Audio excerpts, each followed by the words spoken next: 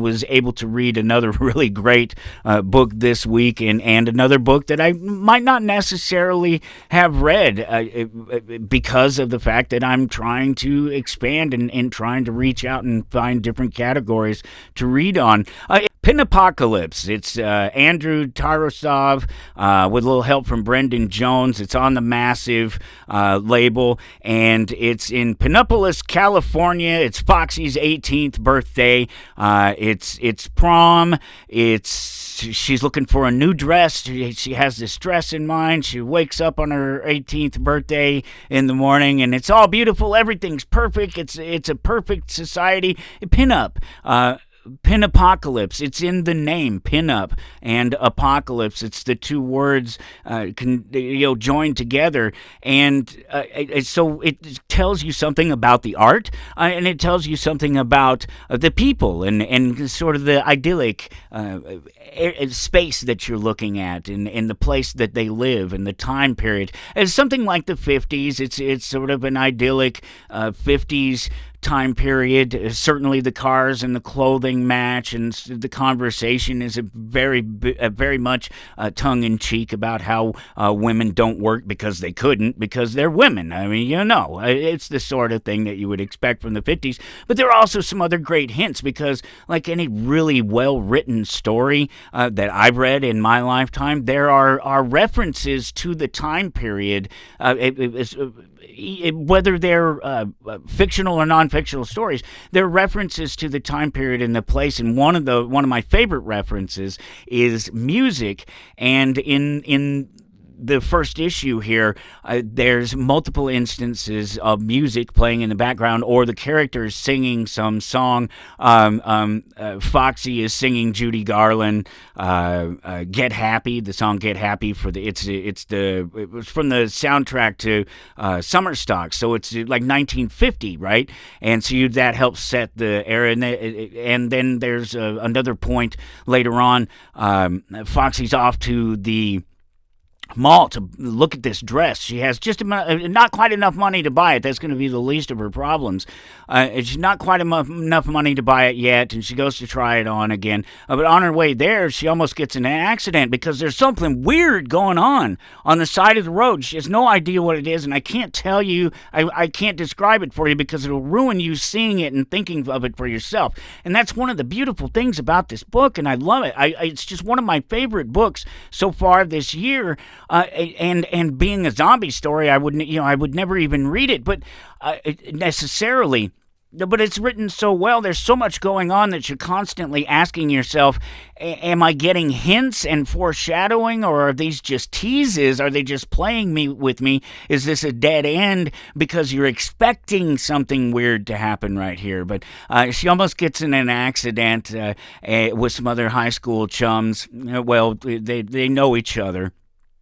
And she goes off to the mall, and she tries on her dress, and while she's trying on the dress, something happens. We're not exactly sure. We don't know if the Russians have attacked, or if it's aliens that have attacked, or something like that. But there's a big explosion, and there's sort of undead zombie types wandering around, and there's some kind of bomb or weird device or something that sort of landed out in the middle of the road outside the mall there, and it's jutting out this gas. So we don't know what this is. It's not harming her. We see other people that are harmed, but there's a massive scene there. It's just brilliantly laid out so far at the beginning, or to start off this story in this first issue.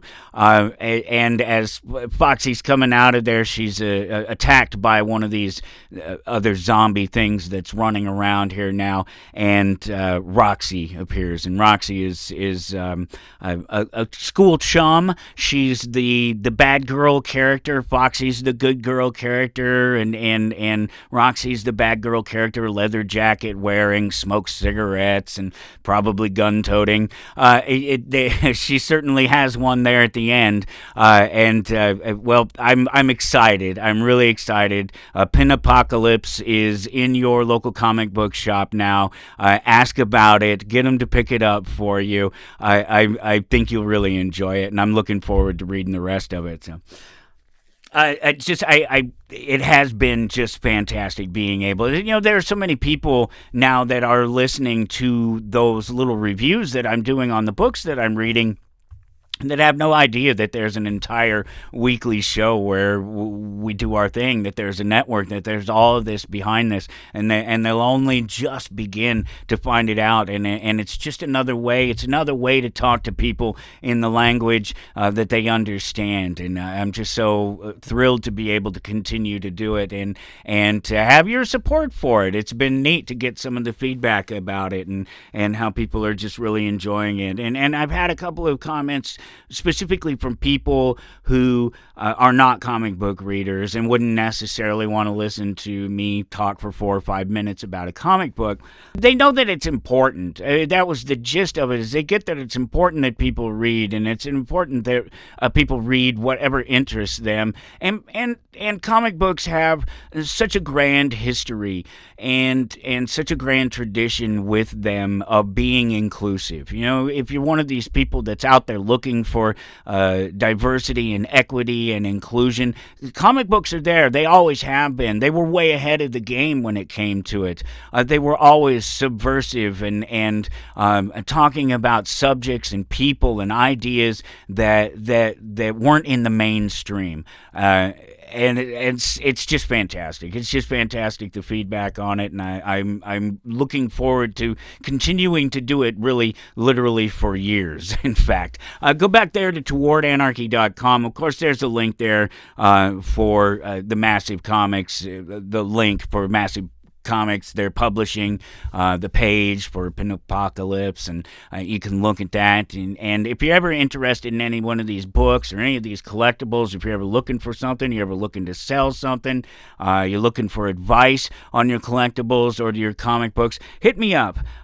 It's amazingfantasies.com is the website, and it's under construction right now, but there's contact information there. Or if you're in Topeka, stop by the shop and say hi. Let me know that you heard about the shop on the show.